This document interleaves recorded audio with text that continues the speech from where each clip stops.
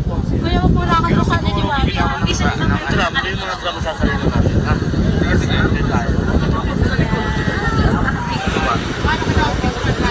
Punta na lang kita dito para yung sasok natin, ha?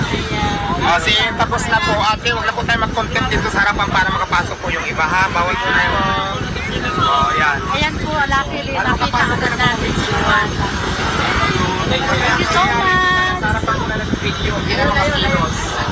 Thank you, Diwata! Thank you so much! Ayan. Iba pa rin iba na pagpapicture kasi iba na sa harapan ko na lang. Tapos pag Picture ako. Masama ako pag na-videohan ako. Hindi naman, grabe naman sila. Ay, di ganun lagi eh.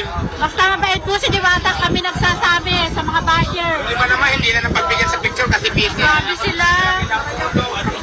Hindi naman mabait po si Diwata, kami magpapatunay. Oh my God, mabait si Diwata. Kami magpapatunay. Ang priority ko Yes, business, hindi yes, naman of picture-picture, course. di ba? Ayan, mabait po si Diwata, kaya sa nambabas. Naku po. Napakabait, ako na rin nandito. Ayan po, Pasahod napakabait po muna si ako ng Diwata. tao ha, kasi Ayan, thank you Diwata, thank you.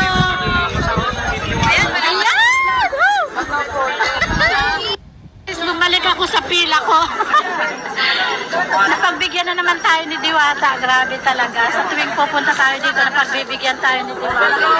Kaya sa mga bashers po ni Diwata, napakabait po ni Diwata. Kami ang nagpapatunay kasi nandito po kami, pumupunta kami personally. Ayan. Kung medyo na-ignore po tayo, syempre may trabaho naman po siya. Kailangan niyang asikasuhin ang mga business niya, ang mga empleyado. Ganun po talaga, wag sasama ang loob niyo.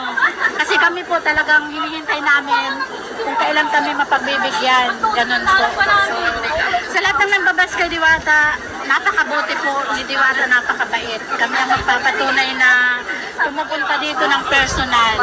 Ayan. Sa mga nai-ignore naman, hintayin nyo lang na hindi siya maging busy. Ayan. So maraming salamat po, Rhea Gallardo Vlog. Sa nambabas mo sa akin, hindi po ito for the views.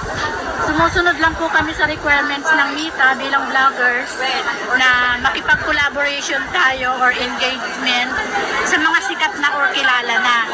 Requirement po yan sa atin bilang vloggers. So, sa mga bashers, maraming salamat sa inyong lahat.